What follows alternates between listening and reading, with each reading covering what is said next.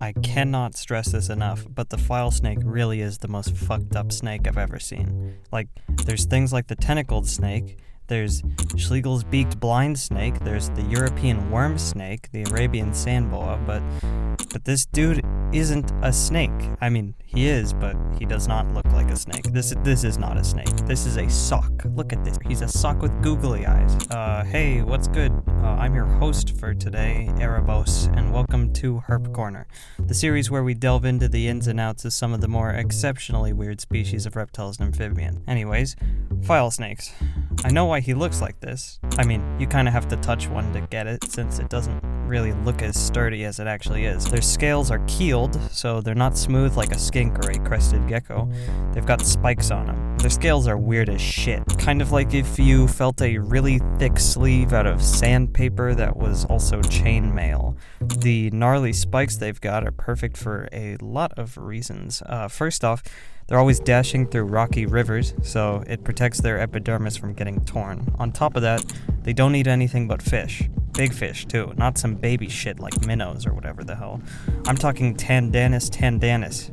Huge fish that just plow through water. But these fish are slimy is the problem. Ever notice how snakes that hunt fish, like garters or ribbon snakes, they almost never coil? It's because as soon as they would, the fish gets squeezed out like a stick of butter. Look at this picture. You see those red scars on the fish? That's from the snake tearing the skin on it with its scales alone. But that's not all. Look at this close-up of their scales. Do you notice anything? Look, if you compare these guys' scales to a different colubrid, here's a close-up of a hognose snake scales. See how the hognose still has scales that are keeled, but they overlap? That's how it usually works. Filesnakes are a bunch of freaks, though, so they don't do that. No, the skin between the scales, those are some highly sensitive mechanoreceptors. So sensitive that they're comparable to an exposed nerve ending. Academia dudes say they use this giant mechanoreceptor to feel water currents for nearby fish, kind of like how sharks do.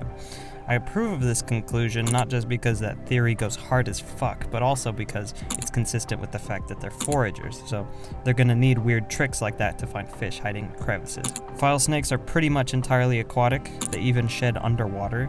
Unfortunately, there is absolutely zero footage of this, but filesnakes slough off the shed skin by tying themselves in a knot, similarly to the pelagic sea snakes. God, I need to make a video on these ribbon creatures, but basically this is what it looks like.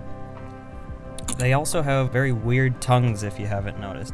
Nobody's really said anything about why exactly they've got long-ass tongues. Some people say something about them being used as feelers, but there isn't a whole lot of evidence on that one. To me, I think their tongues are so small and thin because it's harder for them to get stuck between rocks. They're swimming through riverbeds all day and using that thing to hunt for fish. If it was more like the average snake tongue, then it'd be more likely to get crushed and scratched by all the rocks they're maneuvering through. On that note, they also use their tongue the same way most snakes usually do. They sniff the water around them.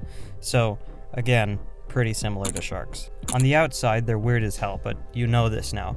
That's not all. Their lungs have holes in them. Their lungs. Their trachea is directly hooked up to their what are known as lunglets, since they have two tiny lungs with holes in them. Filesnakes have really small lungs, so they can't hold their breath for that long. Someone called filesnakes the, and I quote, epitome of sluggishness in snakes, which is rude as fuck, but it's actually very true. Also, I guess they have twice the amount of blood than most snakes, twice the count of red blood cells than any other aquatic species. The utility of that would be their ability to store more oxygenated blood, which you'd need if you spent all day in acidic water, which they do. Another thing would be their ability to suck in acidic water through their skin, convert it into oxygenated water, and expel the carbon dioxide. But they also can't do this while moving, so this requires a bit of a sedentary lifestyle. As of 2019, filesnakes are judged by the IUCN as least concern. They're native to southern Papua New Guinea and northern Australia. The coolest fact I learned today would probably be how the Aboriginal hunters selectively hunt gravid female filesnakes and roast them on hot coals. They kill them before roasting them, of course, usually through biting their necks. It's important that they select very pregnant filesnakes because then they take out the embryos, roast them on ashes, and the children may eat them like popcorn. In Kuninjku, one of the languages of the eastern Aboriginal tribes, file snakes are called beka, as well as kejeba. In Yoleng, they're called deku. File snakes are a largely important species for a majority of North Australian and Papua New Guinea Aboriginals, even being involved in some of their mythos. They're very present in their art and a staple of Australian Aboriginal cuisine. File snake skin is, as you know, cool as hell. The Aboriginals knew this before we did, which is why they used the leftover skin from cooked beka for their kundu drums. If you are at all worried about the Aboriginals harvesting file snakes and the impact this might have on their population numbers, you really don't have to be. The scale they do this at is nowhere near dangerous, and probably never will be. Not to mention, it's a cool cultural usage, so I'd recommend just letting them do their thing. As for Balanda names for file snakes, they also go by Arafura file snakes, Acrocordus arafurae, elephant trunk snake, Java rock snakes, dogface snakes, and the wrinkle file snake. In Dutch, they're waterslakken. Before we wrap up, I'd also like to rapid fire some facts since I can't really fit them anywhere else. File snakes are sexually dimorphic, meaning the males look different from the females. The females are bigger than males. File snakes are ovoviviparous, meaning although technically they give live birth, there are still eggs involved in the process. The female incubates the eggs inside of her and gives birth when they're ready to hatch. File snakes, specifically male file snakes, have spiked penises. 2 spiked penises specifically, or hemipenes. Here's a picture of them on shedded skin. File snakes have a lifespan of 8.8 years, in captivity at least. Alright, as far as the file snake is considered, that's pretty much it. Of course, their captive populations are still not there yet. Reptile breeders have been trying to start breeding projects of file snakes for the past 10 years, I would say.